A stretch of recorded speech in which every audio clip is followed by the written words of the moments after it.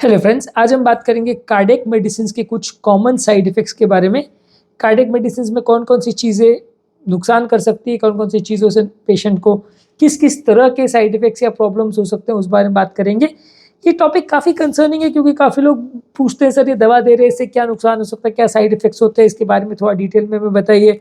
कई बार लोग पूरी लिस्ट निकाल के बैठ जाते हैं कि इसमें ये साइड इफ़ेक्ट्स हो सकता है, तो कौन सी चीज़ें हमारे लिए रेलेवेंट है, कौन सी नॉन रेलेवेंट है, उस बारे में बात करेंगे। क्योंकि कई बार क्या है, कोई छोटी-छोटी चीज़ें हर दवा की 50 साइड इफ़ेक्ट किताबों में लिखी होती है, लेकिन उसमें से रेलेवेंट कौन सी है, ये समझना भी हमारे लिए ज़रूरी होता है। क्योंकि हम नहीं तो हर साइड इफ़ेक्ट जो किताब में दिखा है, उसको अगर इम्पोर्टेंट मानने लग जाएँगे, तो फिर मैनेज करना कई बार बड़ा मुश्किल हो जाता है। डॉक्टर के लिए प्रिस्क्राइब करना और पेशेंट्स के लिए दवा लेना, दोनों ही मैनेज करना बड़ा मुश्किल हो जाता है। तो आज बात करेंगे कौन-कौन से दवाओं के कौन-कौन से कॉमन साइड इफ़ेक्ट्स हैं और किन चीज़ों के बारे में पेशेंट को ध्यान रखने की ज़रूरत है। सबसे पहले इंपॉर्टेंट मेडिसिन में आती हैं beta blockers. Beta blockers basically एक ब्लड प्रेशर की मेडिसिन है, जो कि हार्ट पेशेंट्स में पंप फंक्शन को सुधारने के लिए, धबकारी की अनियमितता को कम करने के लिए और हार्ट रिलेटेड बहुत सारी बीमारियों के निवारण के लिए दिया जाता है। इनफैक्ट ज़्यादातर कार्डियक पेशेंट्स में बीटा ब्लॉकर्स होता ही है। इसमें कॉमन साइड इफ़ेक्ट्स में लोगों को थोड़ा कमज़ोरी हो सकती है, चक्कर हो सकता है, हाथ-पाँव ठंडे हो सकते हैं, डिप्रेशन हो सकता है, कुछ साइकोलॉजिकल साइड इफ़ेक्ट्स भी हो सकते हैं, सांस फूल सकती है, हृदय की गति थोड़ी कम हो सकती है। मेल पेशेंट्स में अगर नॉन कार्डियोसिलेक्टिव बीटा ब्लॉकर्स अगर लेते हैं, तो सेक्सुअल डिस्फंक्शन यानी इरेक्टाइल डिस्फंक्शन हो सकता है, यानी कि इम्पोर्टेंस एक तरह से हो सकता है। और अगर किसी पेशेंट को एस्थमा का प्रॉब्लम है, तो एस्थमा बिगड़ सकता है। किसी पेशेंट को ऑलरेडी अगर साइकोलॉजिकल प्रॉब्लम है, तो डिप्रेशन उसमें बढ़ सकता है। किसी को तो हैलुसिनेशंस हो सकते हैं। इसमें से बीपी कम होना, हृदय की गति कम होना, किसी को एस्थमा का बढ़ जाना या किसी को इरेक्टाइल डिस्फंक्शन होना, ये थोड़े कॉमन साइड इफ़ेक्ट्स हैं। हालांकि वो भी कार्डियोसिलेक्टिव बीटा ब्लॉकर्स के साथ उतने ज़्यादा कॉमन नहीं है, तो इसलिए इसके लिए उतना टेंशन लेने की ज़रूरत नहीं है। पर अगर हाँ, ये साइड इफ़ेक्ट्स आपको होते हैं, तो आपको डॉक्टर को सूचित करना ज़रूरी है। नेक्स्ट है calcium channel blockers. Calcium channel blockers यानी कि एम्लोडिपिन, निफेडिपिन, वेरापामिल, डिल्टायाज़ेम, ये सारी ब्लॉक मेडिसिन जो आती है, सिल्नेडिपिन वगैरह, ये सारे कैल्शियम चैनल ब्लॉकर्स होते हैं। बेसिकली ब्लड प्रेशर के लिए दिया जाता है। इसमें वेरापामिल और डिल्टायाज़ेम को हृदय की गति के प्रॉब्लम्स के लिए भी दिया जाता है। ये हृदय की नलियों को थोड़ा डायलेट करते हैं और हार्ट को रिलैक्स करते हैं, इस तरह से काम करते हैं। इसके साइड इफ़ेक्ट्स में लोगों को चक्कर आ सकता है, हाथ-पाँव में थोड़ा सूजन आ सकती है, चेहरे पर भी सूजन आ सकती है, जो कि खासकर एम्लोडिपिन और निफेडिपिन में ज़्यादा देखने को मिलता है। सिल्नेडिपिन में कंपैरेटिवली थोड़ा कम है और थोड़े न्यूअर कंजीनियर्स है, जैसे बेनिडिपिन है, उसमें भी थोड़ा-सा कम है। इसके अलावा किसी को कॉन्स्टिपेशन हो सकता है, यानी मोशन पास करने में दिक्कत हो सकती है, स्टूल हार्ड हो सकता है और नॉजिया यानी थोड़ा उल्टी जैसा सेंसेशन किसी को हो सकता है।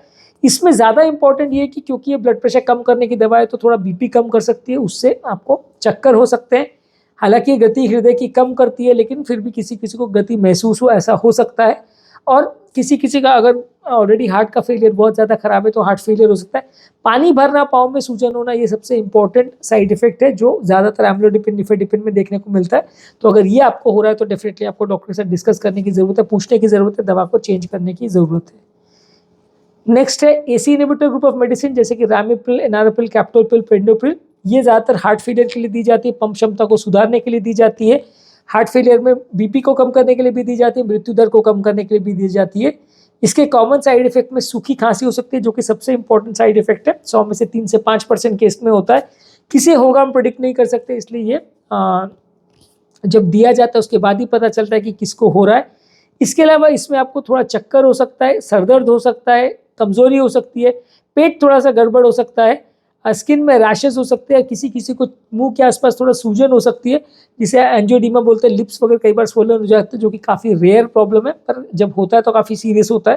उसे एंजियोडीमा बोलते हैं। 100 में 1-8% केसेज में होता है, एक आध भी नहीं, आई थिंक उससे भी कम चांसेस है, लेस देन 1% चांस है। इसके अलावा थोड़ा ब्लड प्रेशर को कम कर सकता है। किसी को, वैसे तो ये किडनी को सुधारने के लिए दिया जाने वाला मेडिसिन है, पर किसी को थोड़ा सा अगर ऑलरेडी किडनी कॉम्प्रोमाइज है, तो पोटेशियम लेवल्स बढ़ सकते हैं, मेटालिक टेस्ट मुंह में आ सकता है। इसमें इंपॉर्टेंट साइड इफेक्ट में सूखी खांसी है, इंपॉर्टेंट साइड इफेक्ट्स में लो ब्लड प्रेशर है और पोटेशियम बढ़ जाना, ये साइड इफेक्ट्स है, जिस पर आपको ध्यान देने और फोकस करने की ज़रूरत है। इसके अलावा एंजियोटेंसिन रिसेप्टर ब्लॉकर्स जो है, वो कई बार हाई ब्लड प्रेशर और हार्ट फेलियर के पेशेंट्स को दिया जाता है। इसके साइड इफेक्ट्स में थोड़ा चक्कर आ सकता है, कमजोरी हो सकती है, सरदर्द हो सकता है, सुस्ती हो सकती है, पेट खराब हो सकता है। इसमें भी लो ब्लड प्रेशर हो सकता है और किडनी वाले प्रॉब्लम वाले पेशेंट्स में थोड़ा पोटेशियम बढ़ सकता है। इसमें लो ब्लड प्रेशर होना, पोटेशियम बढ़ जाना, ये ज़्यादा इंपॉर्टेंट साइड इफेक्ट्स है। और किडनी वाले पेशेंट में थोड़ा किडनी का प्रॉब्लम भी बढ़ सकता है अगर सीवियर किडनी का ऑलरेडी प्रॉब्लम है पेशेंट को। तो एसी इनहिबिटर ग्रुप के कंपैरिजन में इसमें सूखी खांसी का चांस कम है, हालांकि फिर भी 1% चांस इसमें भी है कि सूखी खांसी हो सकती है। इसके अलावा पेशाब बढ़ाने के लिए डायूरेटिक्स दवा दी जाती है, जो कि ज़्यादातर जिन लोगों को भी पानी भरा हो हार्ट फेलियर की वजह से उनको दी जाती है।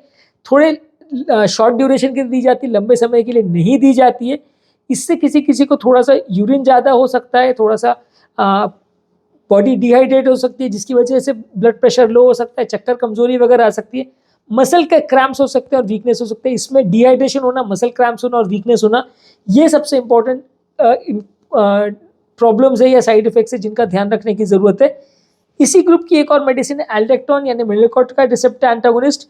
वो मेडिसिन हार्ट फेलियर में दी जाती है, बीपी कम करने के लिए भी दी जाती है। उसके साइड इफेक्ट्स में लोगों को पोटेशियम लेवल्स बढ़ जाता है, जो कि इंपॉर्टेंट साइड इफेक्ट है। और उसके अलावा मेल पेशेंट्स में निपल के पास स्वेलिंग और पेन हो सकता है, जिससे गायनेकोमास्टिया बोलते हैं। ये सिर्फ मेल पेशेंट्स में होता है, फीमेल पेशेंट में नहीं होता है। ऐसा होने का कारण ये है कि बॉडी का एस्ट्रोजन लेवल्स थोड़ा सा बढ़ जाता है, जिसकी वजह से मेल्स के निपल में एस्ट्रोजन हार्मोन की वजह से फीमेल ब्रेस्ट जैसे थोड़ी स्वेलिंग आ जाती है, जिससे पेन हो सकता है। तो गायनेकोमास्टिया एलेक्ट्रॉन का कॉमन साइड इफेक्ट है, तो उसे ध्यान रखने की जरूरत है।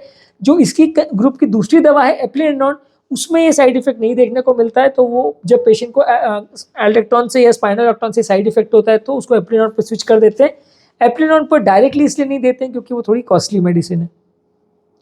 इसके अलावा SGLT2 इनहिबिटर यानी कि डेपैग्लिफ्लोजिन, एम्पैग्लिफ्लोजिन, ये ग्रुप की मेडिसिन हार्ट के डैमेज वाले पेशेंट्स और हार्ट के साथ अगर किडनी का डैमेज किसी को है तो उनमें ये दी जाती है।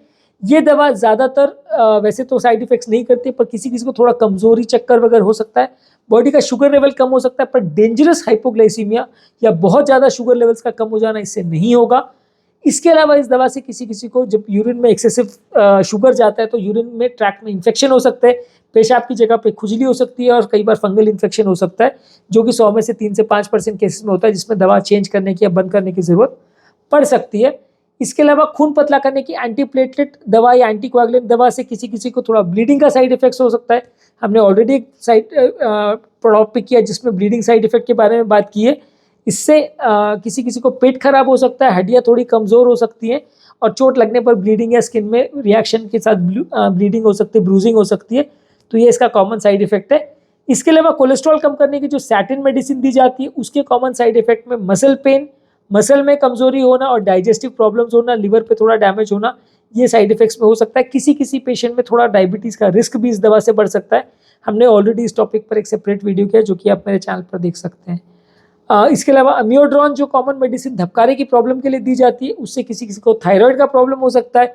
लंबे समय पर देने में कॉर्निया में डिपॉजिट्स होना और लंग का डैमेज होना, ये हो सकता है। ये इस दवा के थोड़े कॉमन साइड इफेक्ट्स हैं। तो आज हमने हार्ट की सबसे कॉमन मेडिसिन जो हार्ट पेशेंट्स को दी जाती है उनके कॉमन साइड इफेक्ट्स पर बात करी। इसके अलावा भी बहुत सारी मेडिसिन है, पर ऑब्वियसली हम इसको लंबा नहीं करना चाहते थे। कार्डियक मेडिसिन के साइड इफेक्ट्स पर हमने ऑलरेडी एक डिटेल वीडियो किया है। कार्डियक मेडिसिन में हर मेडिसिन पर हमने एक डिटेल वीडियो किया है जो कि अपने चैनल पर देख सकते हैं, तो उनके डिटेल्स पर आज नहीं जाएंगे। यदि इस टॉपिक को संबंधित आपकी कोई कमेंट्स, क्वेरी, सजेशन है, कोई और टॉपिक्स पर आप चाहते हैं वीडियोस बनाए, कोई पेशेंट रिलेटेड क्वेरीज है, तो नीचे कमेंट सेक्शन में उनके बारे में बताइए, हम उन्हें कवर करने का प्रयास करेंगे। अंत में मैं डॉक्टर नवीन अग्रवाल तहे दिल से आपका शुक्रिया अदा करूँगा कि आपने इस टॉपिक को एंड तक देखा। जो लोग हमारे चैनल पर नए हैं उन्हें रिक्वेस्ट करूँगा कि चैनल को सब्सक्राइब करें। ऐसा करने से चैनल को कंटिन्यू करने के लिए हमें मोटिवेशन और इंस्पिरेशन मिलती है, और जब भी हम कोई नया कंटेंट अपलोड करते हैं उसका नोटिफिकेशन आपको तुरंत मिल जाता है। जो भी लोग हमारे चैनल पर बहुत डिटेल वीडियोस नहीं देखना चाहते हैं उनके लिए रेगुलर बेस पे हम यूट्यूब शॉर्ट्स अपलोड कर रहे हैं, जिसमें सारे टॉपिक का ब्रीफ समरी हम आपको शॉर्ट वीडियोस के फॉर्म में देते हैं। ये सारे शॉर्ट्स को हम फेसबुक और इंस्टाग्राम में रील्स के फॉर्म में भी अपलोड कर रहे हैं, तो आप वहाँ पे भी इसे देख सकते हैं। फ्रेंड्स, फैमिली और सोशल मीडिया ग्रुप्स में इन्हें शेयर भी कर सकते हैं। जो लोग हमारे चैनल पर बहुत टॉपिक्स ढूंढने में जिन्हें दिक्कत आती है उनके लिए सारे टॉपिक को, चैनल्स को हमने प्लेलिस्ट में डिवाइड किया है। बीपी, शुगर, कोलेस्ट्रॉल, इस तरह से टॉपिक वाइज हमने प्लेलिस्ट बनाए हैं। प्लेलिस्ट का लिंक मैं डिस्क्रिप्शन बॉक्स में छोड़ दे रहा हूँ। आप स्पेसिफिक प्लेलिस्ट में जिसमें आपको इंटरेस्ट है वहाँ क्लिक करेंगे तो आपको रेलेवेंट कंटेंट मिलेगा, यूजफुल कंटेंट मिलेगा, ज़्यादा टाइम वेस्ट नहीं होगा, ज़्यादा ढूंढने का प्रॉब्लम नहीं होगा।